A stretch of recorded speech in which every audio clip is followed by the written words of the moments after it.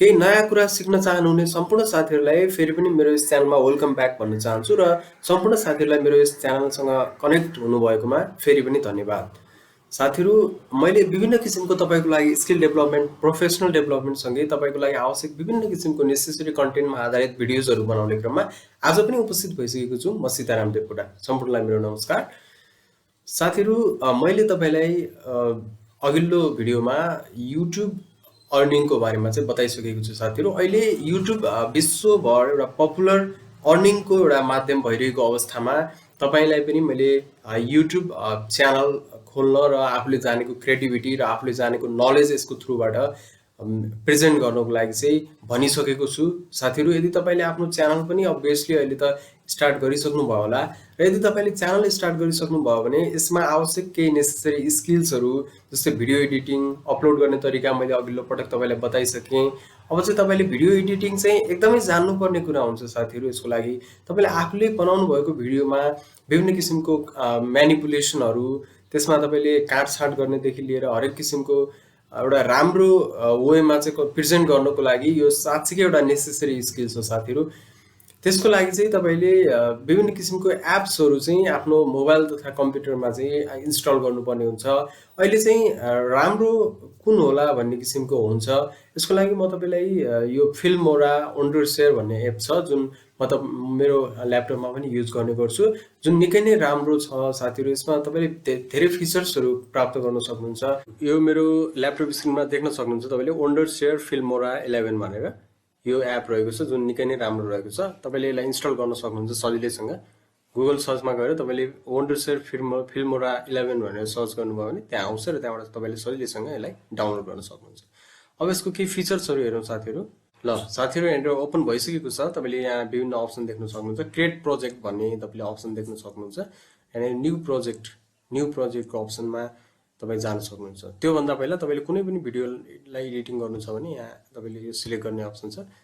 तपाईँले यहाँनिर चाहिँ न्यू प्रोजेक्टमा आइसकेपछि यस्तो एउटा स्क्रिन आउँछ साथीहरू। यसमा विभिन्न फिचर्सहरू छ साथीहरू, जसमध्ये तपाईँले यहाँ देख्न सक्नुहुन्छ। तपाईँको यहाँनिर अडियोहरू तपाईँले राख्न सक्नुहुन्छ, टाइटल्सहरू, तपाईँको ट्रान्जिसन, विभिन्न कुराहरू छ, तपाईँको फिचर्सहरू छ यहाँनिर है। त्यही भएर यो राम्रो एउटा एप छ साथीहरू। आजको यस भिडियोमा विशेष गरी मैले तपाईँको भिडियोमा ब्याकग्राउन्डमा नोइज बजिरहेको हुन्छ, जुन अनावश्यक तपाईँले बोल्दै गर्दाखेरि विभिन्न त्यहाँ गाडीको आवाजहरू लगायत अन्य विभिन्न किसिमको अन्य आवाजहरूले गर्दाखेरि तपाईँको भिडियोमा जुन तपाईँले कन्टेन्ट प्रस्तुत गरिराख्नु भएको हुन्छ त्यसमा डिस्टर्बेन्स ल्याइरहेको हुन्छ। त्यसले गर्दा तपाईँको अडियन्सलाई सजिलैसँग बुझ्नको लागि चाहिँ अप्ठ्यारो बनाइरहेको हुन्छ र तपाईँको जुन तपाईँले भनिरहेको कुरामा चाहिँ अडियन्सको ध्यान जाँदैन र उनीहरूको एटेन्सनलाई चाहिँ ग्र्याब गर्ने काम गर्छ, अन्त लगिदिने काम भएको हुँदाखेरि तपाईँको जुन प्रेजेन्टेसन गरेको कुरा चाहिँ अडियन्सले राम्रोसँग बुझ्नु हुँदैन। त्यस कारणले तपाईँको इफेक्टिभ वेमा त्यो एउटा कम्युनिकेसन हुन पाउँदैन साथीहरू। त्यस कारणले आज मैले एउटा इम्पोर्टेन्ट कुरा तपाईँहरूलाई सेयर गर्न जाँदैछु, जुन तपाईँको च्यानलको ग्रोथको लागि पनि साँच्चीकै हेल्पफुल हुनेवाला छ साथीहरू। यसको लागि ब्याकग्राउन्ड नोइजलाई कसरी चाहिँ कट आउट गर्ने त, तपाईँको भिडियोबाट कसरी त्यसलाई डिलिट गर्ने भन्ने कुरा चाहिँ म तपाईँलाई देखाउन गइरहेको छु साथीहरू। यदि तपाईँ मेरो यस च्यानलमा नयाँ हुनुहुन्छ भने यस्तै खालको इम्पोर्टेन्ट अपडेट्सहरू अनि तपाईँको लागि हेल्पफुल कुराहरू आगामी दिनमा पनि सजिलै प्राप्त गर्नको लागि मेरो यस च्यानललाई सब्सक्राइब गरेर नजिकै आउने बेल आइकन प्रेस गर्न नबिर्सिनु होला साथीहरू। अब यति राम्रो भिडियो तपाईँले प्राप्त गरिराख्नु भएको छ भने एउटा लाइक त अवश्य गर्नु होला साथीहरू। ल आउनुहोस् सुरु गरौँ साथीहरू। पहिला तपाईँले यो वन्डरसेयर फिल्मोरा भन्ने चाहिँ एप छ, जुन यो यसमा गएर यसलाई ओपन गर्दैछु म।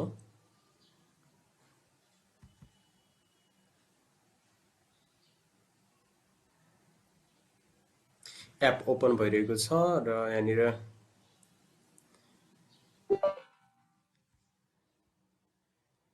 यसरी ओपन भइसकेपछि यहाँनिर एउटा क्रिएट प्रोजेक्ट भन्ने अप्सन आउँछ। क्रिएट प्रोजेक्टमा गएर तपाईँले चाहिँ यहाँ न्यू प्रोजेक्टमा जानुपर्ने हुन्छ र तपाईँले चाहिँ अब कुन भिडियोलाई चाहिँ त्यसमा भएको ब्याकग्राउन्ड नोइजलाई हटाउन चाहनुभएको त्यो फाइल चाहिँ तपाईँले इम्पोर्ट गर्नुपर्ने हुन्छ। यहाँनिर मैले यो फाइल सिलेक्ट गरेको छु र यहाँ आइसकेको छ। यो भिडियोलाई ल्याएर मैले यसरी ड्र्याग गर्दैछु। यहाँनिर ड्र्याग गरिसकेपछि यहाँनिर ड्र्याग गरेको छु। अब यो भिडियो प्ले गर्दाखेरि यहाँनिर प्ले भएको छ। अब मैले यहाँनिर भिडियो चाहिँ इम्पोर्ट भइसकेपछि यहाँ ब्याकग्राउन्ड नोइज भएको कहाँनिर हो त्यो चाहिँ म यहाँनिर राख्छु। जस्तै यहाँनिर म तपाईँलाई यो ब्याकग्राउन्ड नोइज चाहिँ हाम्रो यो सेक्सनमा रहेको छ 1 मिनट एन्ड 30 को अराउन्डमा छ।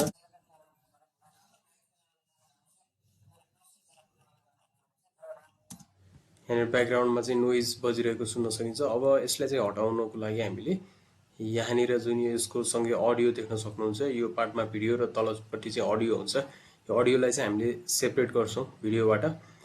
यसपछि तपाईँले यो अडियोमा गएर यसरी राइट क्लिक गरिसकेपछि यहाँनिर चाहिँ तपाईँले डिट्याच अडियोको अप्सन देख्न सक्नुहुन्छ। डिट्याच अडियोमा जानुभयो भने हेर्नुहोस् अडियो सेपरेट भएको छ। अब चाहिँ यसपछि हामीले फेरि राइट क्लिक गरेर यहाँ गयौँ भने यहाँ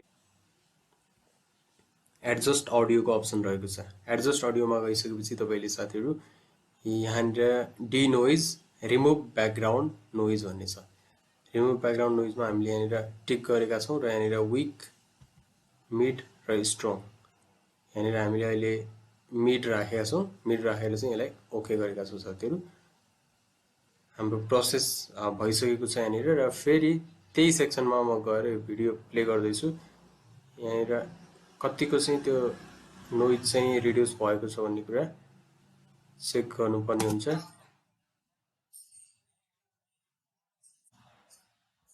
देख्न सक्नुहुन्छ साथीहरू यहाँनिर रहेको यो नोइज चाहिँ कम्प्लिटली रिड्युस भइसकेको छ। यसरी अब भिडियोमा चाहिँ ब्याकग्राउन्ड नोइज रिमुभ गरिसकेपछि अब तपाईँले यो जुन ब्याकग्राउन्ड रिमुभ भएको जुन भिडियो छ त्यो तपाईँलाई अपलोड गर्नको लागि चाहिने हुन्छ। युट्युबमा अथवा अन्य पर्पजको लागि तपाईँले भिडियो बनाउनु भएको हुनसक्छ।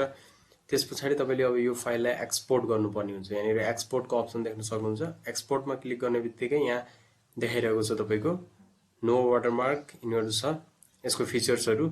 अब यहाँ दुईवटा हुन्छ तपाईँको पर्चेज गरेर तपाईँले वाटरमार्क बिना नै यो भिडियो प्राप्त गर्न सक्नुहुन्छ। अनि एक्सपोर्ट विथ वाटरमार्क यो भनेको फ्री प्लान हो तपाईँको लागि, कुनै चार्ज लाग्दैन। पर्चेज गर्नुभयो भने चाहिँ तपाईँको यसको प्रिमियम केही चार्जहरू छ।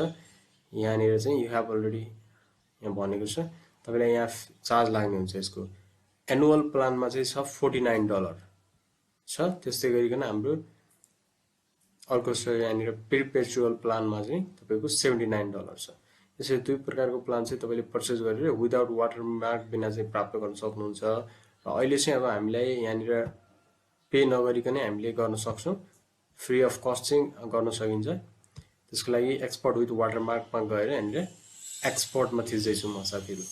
MP4 सिलेक्ट गर्नु होला साइडमा र यहाँनिर एक्सपोर्ट हुन स्टार्ट गरेको छ। तपाईँको भिडियो चाहिँ यो यसरी वाटरमार्क लागेर आउनेछ। यसले चाहिँ तपाईँको युट्युबमा अपलोड गर्दाखेरि पनि यसले खासै फरक पार्दैन।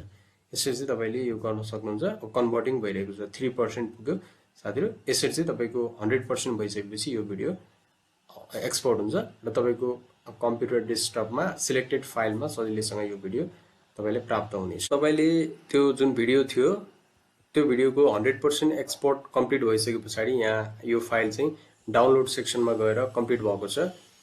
यहाँनिर माई भिडियो भनेर चाहिँ मैले सेभ गरेको छु फाइललाई म ओपन गर्दैछु र यहाँनिर चाहिँ हाम्रो यो भिडियो प्ले हेर्न सक्नुहुन्छ। यहाँनिर साइडमा यसरी चाहिँ साइडमा यहाँनिर वाटरमार्क आएको छ र यसरी चाहिँ यो भिडियो सेभ भएको छ जसमा कुनै पनि यहाँनिर नोइज छैन।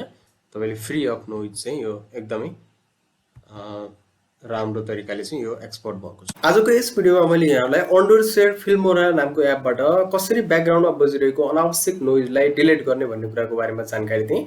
आगामी दिनमा मैले यस्तै अन्य भिडियो एडिटिङ टिप्सहरू तथा भिडियो एडिटिङ गर्नुको लागि चाहिने टुल्सहरूको बारेमा आवश्यक भिडियोहरू ल्याएर आउने नै छु साथीहरू। त्यतिन्जेल साथीहरू stay connected and take care of yourself. छिट्टै नै अर्को यस्तै भिडियोमा भेट्नेछौँ। Thanks for watching.